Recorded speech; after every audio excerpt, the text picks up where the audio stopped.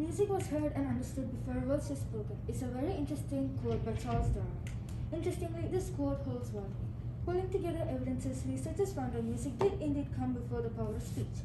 Even while it is true that music came before literature, it is with certainty that we can say that music and literature have similar components and have shaped societies of the past considerably. Good morning, my name is Hannah Thomas, and in line with the previous slide brings us to the question how music and literature affected societies of the past. In answer to the research questions stated previously, there are many forms of art that shape society, and music and literature contributes its fair share to shaping society.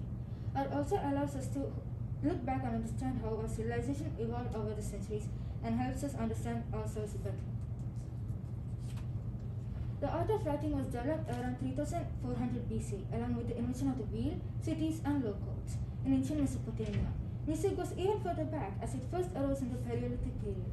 But while the history of music and literature is very important for us to know, as it gives us huge clues into what life and society was like and how people felt about it, so is the question of how these art forms impact each other and has a positive effect on societies. Both music and language, which is a building block of literature, are comprised of discrete elements that are not combined erratically, but according to a set of principles. But in later stages of history, the connections between musical and literary arts have varied from nation to nation and period to period.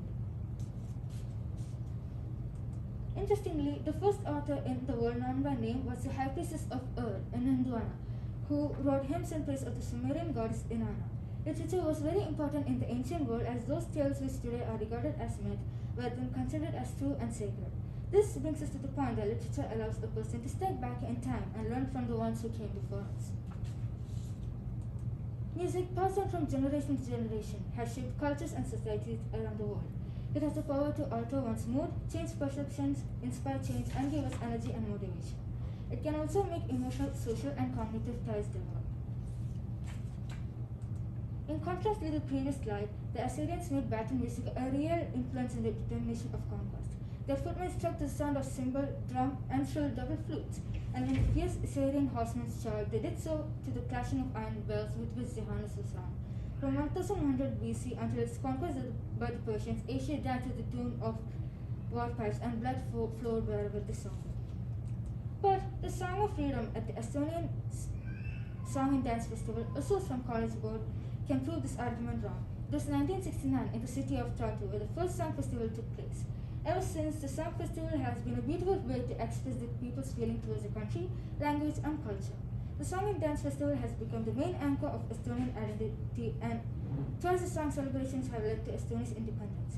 This singing revolution has helped end Soviet rule and indirectly led to Estonia's independence in 1991. Another great example was during the French Revolution from 1789 to 1799. Protest songs were sung, and these songs could be heard not only on streets but also in opera houses, ballrooms, and theaters of Paris. Aristocrats of the time commissioned great composers to write music for the grand public ceremonies, and revolutionary leaders commissioned these composers to write opera celebrating revolutionary causes. Meanwhile, people took to the streets singing popular revolutionary songs. Thank you, and what questions do you have? Sorry, I'm scribbling notes down. All right, I do have two questions for you.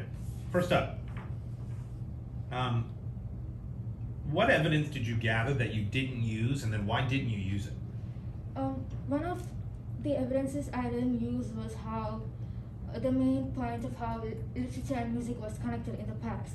And I didn't use it because it was very long and it didn't seem connected to the topic I was presenting. Okay.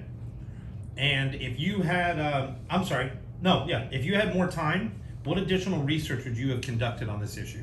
The additional research would have been how literature has affected societies in the past, a specific way in how literature has affected societies in the past, because it is a very interesting topic and I felt that it would be interesting to put it in my presentation.